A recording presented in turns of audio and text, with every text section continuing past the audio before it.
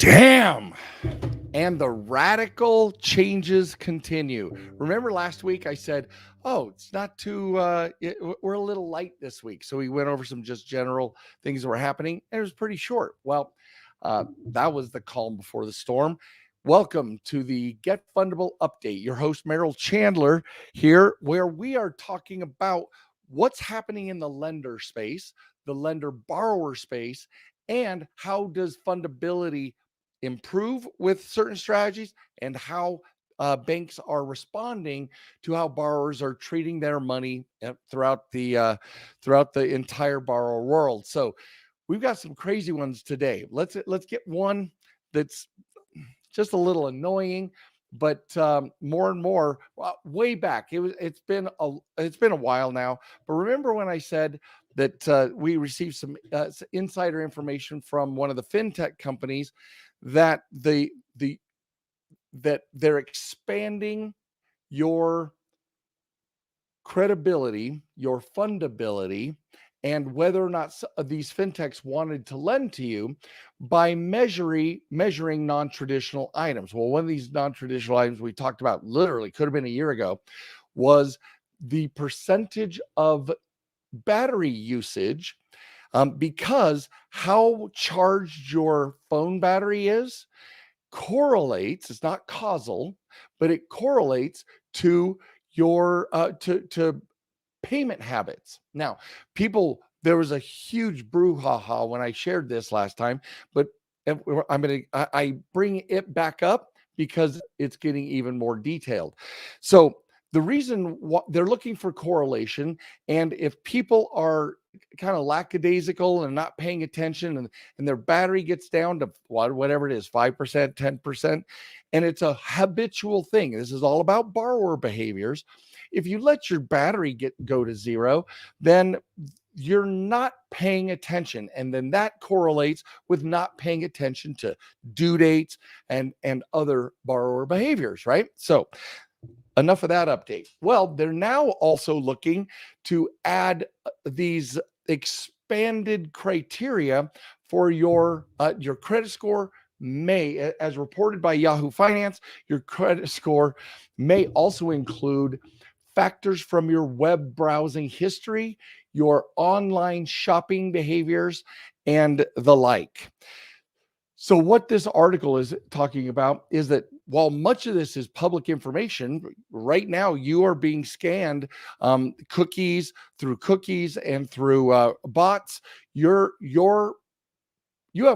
have an online profile, and people market to that profile based on the things that you are looking up, Googling, web browsing, etc., shopping habits, etc.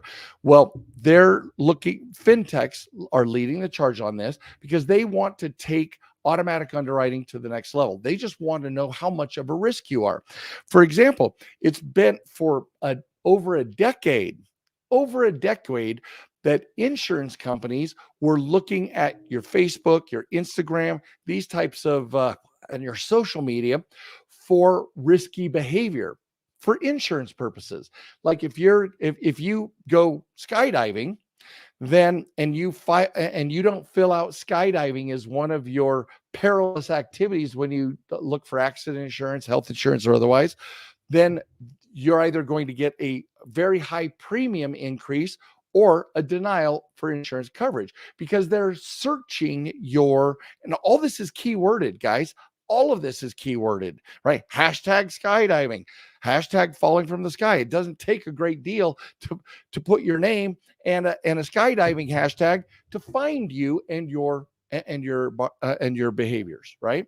Now, skydiving did not used to be a borrower behavior. Now it looks like it very well may be. So to start off today's a news update, just know, and I'll keep you posted, more and more intel is being gleaned from your social media that you're just publishing out there to all helter skelter, and it may actually impact your fundability. So more on that as it comes up.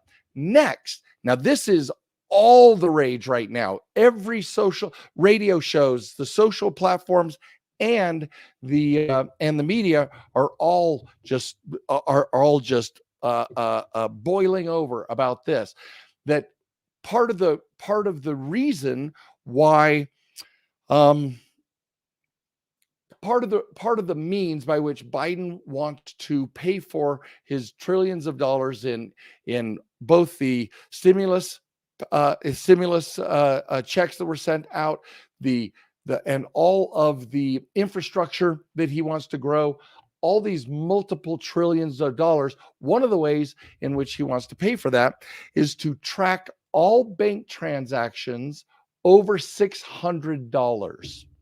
Now, businesses, literally, this headline says businesses revolt.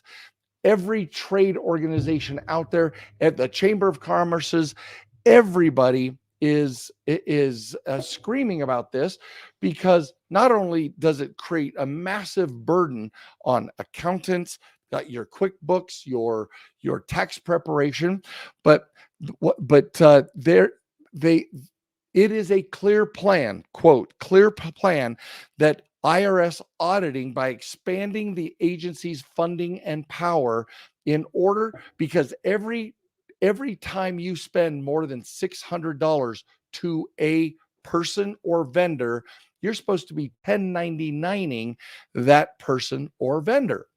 And then that person is supposed to report, and they're supposed to sync up. If I pay a contractor, let's say $1,000, and I send that contract to write it off, I have to send that contractor $1,000 1099. That contractor is supposed to submit that 1099 as part of income. Excuse me. I'm allergic to this proposal. So the point is that if everybody's tracking every single transaction over $600, besides the paperwork, we just gave the IRS literally Gestapo level control, national security control over our personal and business finances. Now, here's what's totally messed up. In my humble opinion, there is no software connection between your bank and the IRS. If you let's say you make a deposit of $10,001, the bank is supposed to fill out a form and send it to the IRS. So it's a manual process.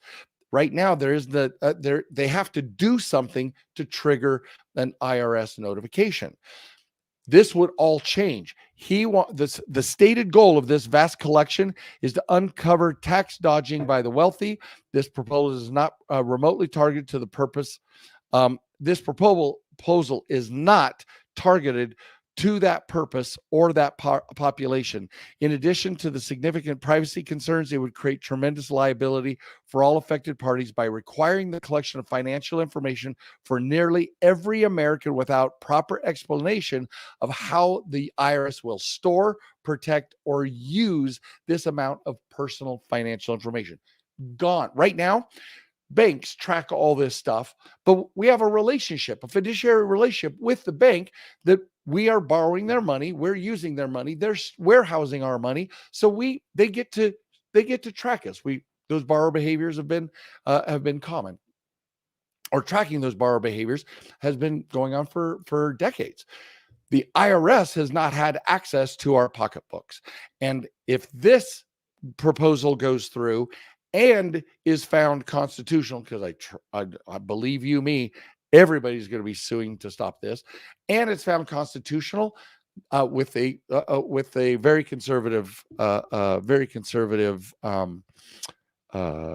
Supreme Court, our finances will now be government, will now be available just by checking your name, and they will be able to see every transaction in your personal checking and or savings account.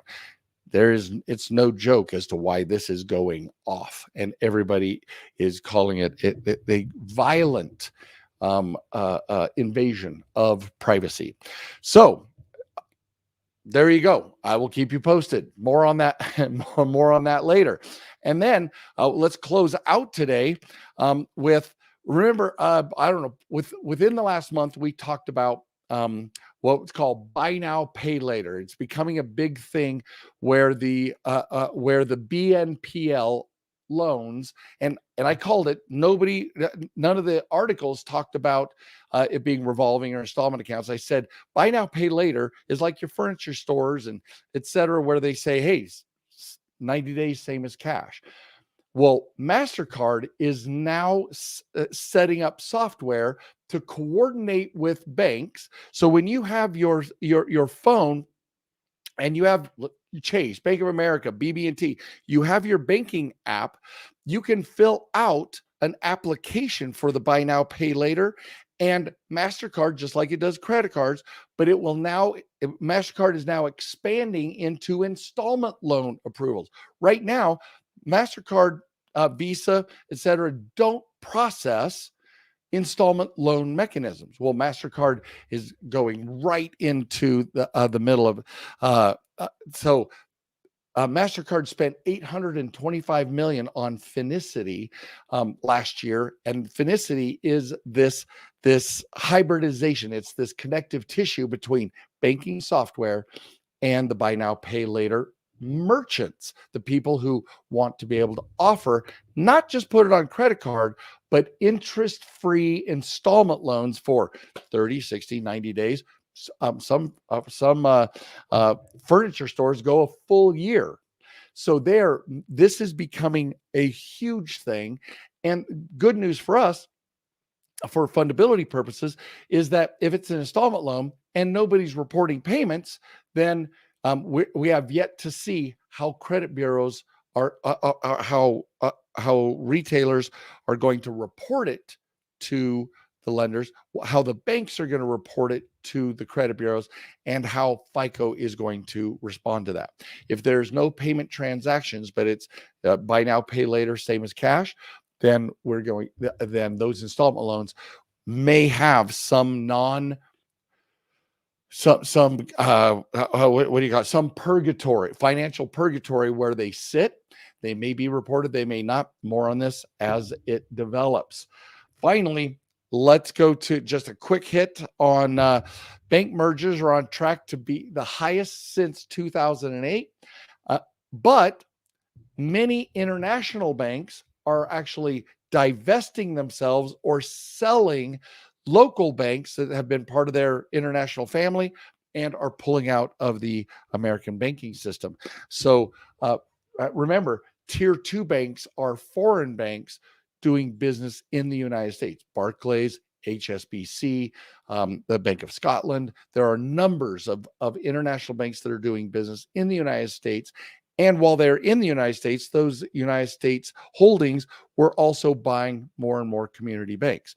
Well, there more and more banks, more and more of these international banks are divesting those local acquisitions in the United States and are pulling out of the United States. So more on that later. Did I tell you? This is going crazy, you guys. This is so many things are happening so fast. And you get at noon 30 Mountain Time every Tuesday. You meet us here, and we will make sure that we keep you updated with what is happening and how it affects your fundability.